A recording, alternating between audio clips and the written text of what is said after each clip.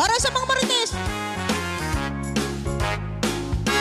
May nasagap akong balita galing sa mga chismosa. Ako raw pinagkwentuhan nila kasi nga nainggit sila. Mga walang magawa sa buhay, yung buhay ng iba alam. Sorry kayo, wala akong pakisasabihin nyo.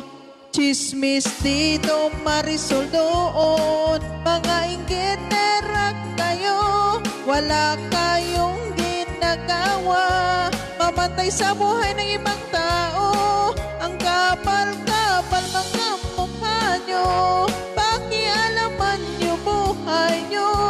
Ang kapal-kapal mga mukha nyo. Mga ipal kayo.